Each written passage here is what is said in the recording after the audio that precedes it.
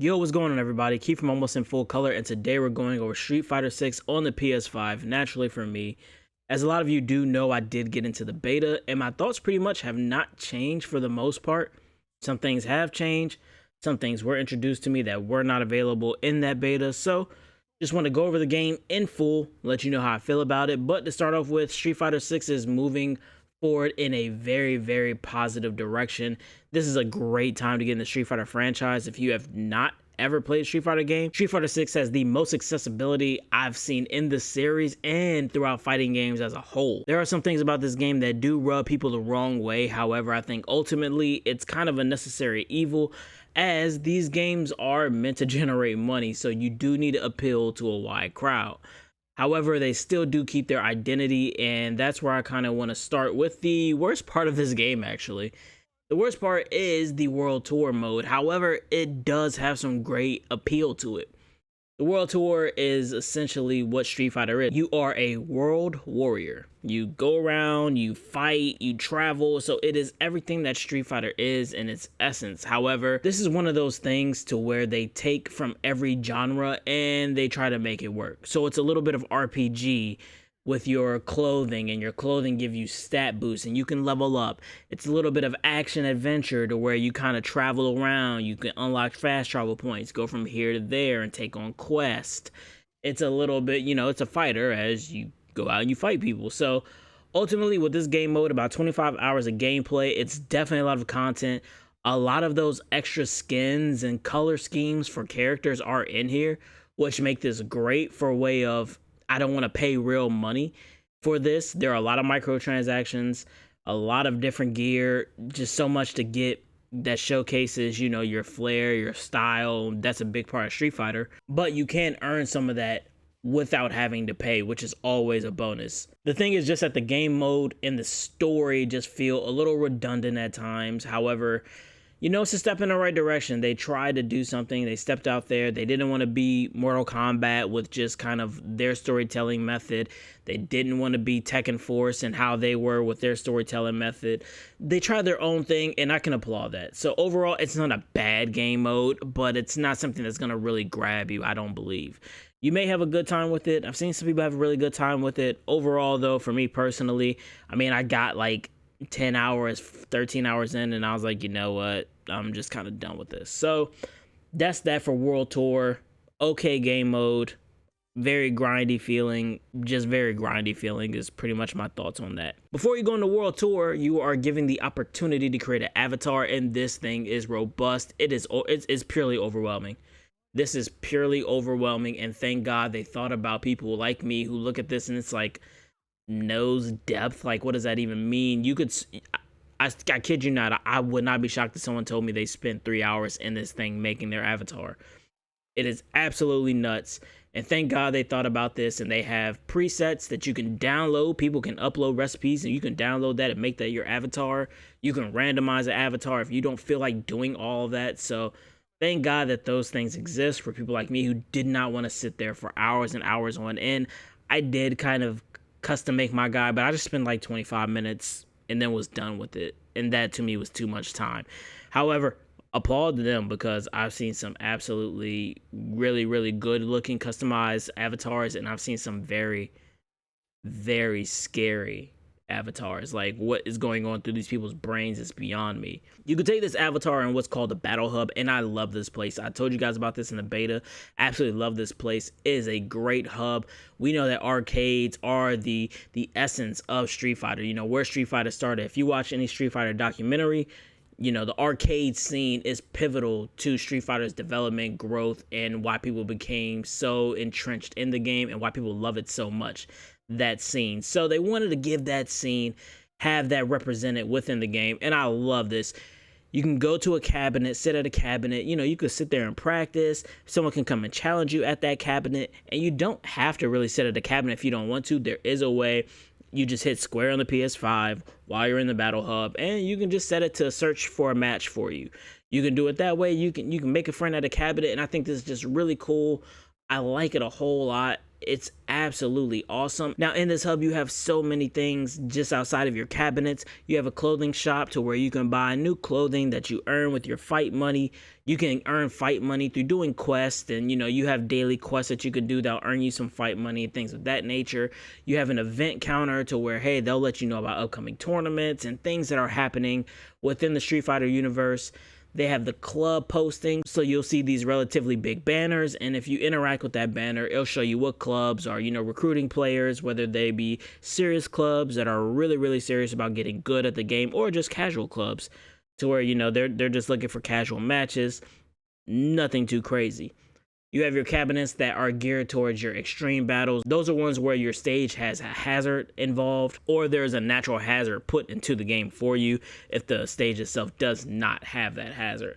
Now, my absolute favorite part about this hub are these cabinets right here. They offer a rotating set of arcade games that are Capcom based, so you have quite a few of them, man, from Final Fight, Street Fighter 2, and even this Mega Man cabinet, which I thought was absolutely cool. So like, you really feel like you're in an arcade, and it's like really good fun. I just feel like it's really dope fun. Going on from there, playing the game online felt good, and that's one of the reasons why I really wanted to wait. I really wanted to play and like really play, just see how it felt. And man, no match felt bad for me.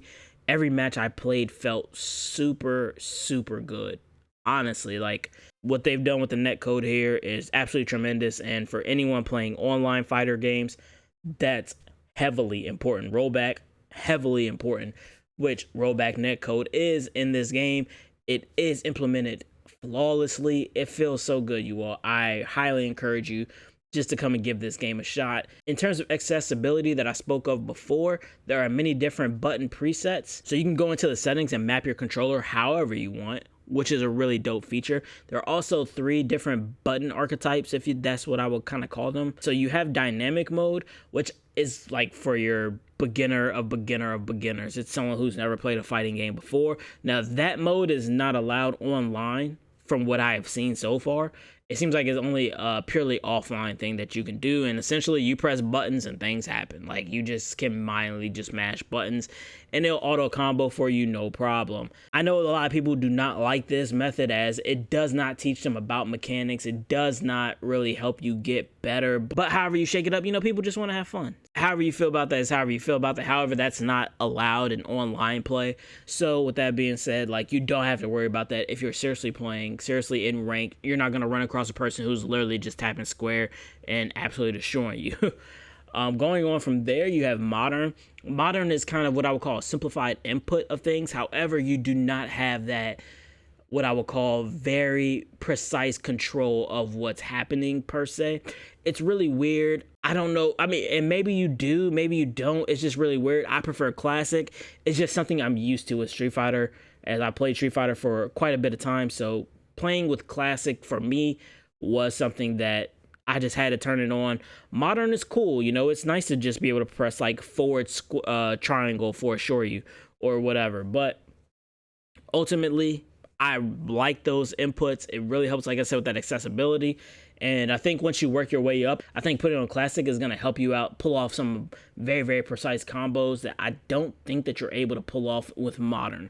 You might be able to. I could be very wrong on this. I have not played modern a whole lot and I haven't done that type of testing. I waited this long to put out this review just so I can play some online matches and really get a feel for, okay, how this is going. Now, there may be an easier way to add friends in here that you have. However, one way that me and a friend of mine found it easy to add one another is we picked a lobby to go into. So we both clicked on North America, found a lobby to go into. He and I both went into that lobby, just did the whole, see the player list in the lobby, add friend. And that just made that aspect a little bit easier. So if you're looking to add friends, I would suggest doing it that way. There could be an easier way, but that's the way that we went about it. And lastly, I just want to give a pro tip about this game. So this game has elements, I believe, from the last 3 games. I think they took a lot of elements from the last 3 and really put it into this one. I think that you got the style of Street Fighter Third Strike. They really want to capture that. I don't think it's as stylized as Third Strike, but it is very close. I think they did an excellent job trying to recapture that lightning in that bottle, but having its own thing. It's not Third Strike, but you could tell that a lot of the style is heavily influenced, from the graffiti to the soundtrack to a lot of these things feel very Third Strike to me. You have the focus attacks from Street Fighter 4, which I feel like are implemented with the drive system, which I'll talk about in a moment. And then we have the V trigger system. However, more so just like that bar, that's its own resource that you can have and that you need to pay attention to. So the new system that exists within Street Fighter 6 is known as the drive system. So you have the drive impact, and that's basically your focus attack from Street Fighter 4, right? You do this heavy attack, this super heavy attack that's armored up. You can pretty much go through a lot of different things. Some things can break you out of it. However, for the most part, you're going through a lot of normals, right? You then have the parry. So the parry, all characters can do. It's not character specific. Any character can parry. And if you look right below your health bar, you're going to see a bunch of little bars, right? And those bars are consumed when you're either using the parry or the drive impact. Knowing how to utilize both of those is key. But what's even more key is there's one other drive move that I don't think is really talked about a whole lot. You'll see a lot of pro players talk about it, but it's the drive rush. This is very, very key. You have wave dashing in a lot of games, and this is where you close the gap. If you have a character who's really good at zoning you, throwing Hadoukens or whatever, learning how to properly drive rush is really going to help you close that gap and get in on people who are trying to zone you. So what's drive rush? Essentially, you're going to start with that parry, but you're going to double tap forward. Now, a way to make this happen instantly, and it does take some time, you want to tap forward before you parry and then double tap forward right after you parry. You'll never see kind of like that parry, that blue hue come over your body. You're just going to rush, you know, turn that green and go straight for them. With certain characters like Ken, this can be very, very scary for your opponent because Ken is a very up in your face character, always has been, and hopefully always will be. Or like a Cammy. Cammy Kit comes in close on you. She has some very, very great materials to make you a little worrisome about what she is going to do. So with that being said, drive rush is something I definitely would encourage everyone who's playing this game to master, learn when to use it and how to get in there. You also want to avoid burnout. So as you see those little bars up there, when you burn all those out, that's it. You can't drive impact anymore. You can't parry. You can't do these things anymore because you don't have the meter for it. So managing meter, learning when to close gap, and learning when to drive impact. Like, these things are a big, big game changer once you learn the systems, once you learn how to implement them yourselves and how to defend against them. I'm sure that you're going to have a great time with this game. Again, there is a learning curve to this, but once you learn it, once you master it, I'm sure you're going to be having a great time out there. So, hope you guys enjoyed this video. I'm really enjoying Street Fighter 6. I hope you will too. I hope this review may have helped you know whether or not you want to get the game or not. Click that subscription button and that notification button and be on the lookout. You know that Final Fantasy 16 is right around the corner and I can't wait. But as usual, you all, thank you all for tuning in. Peace, be easy, and be blessed.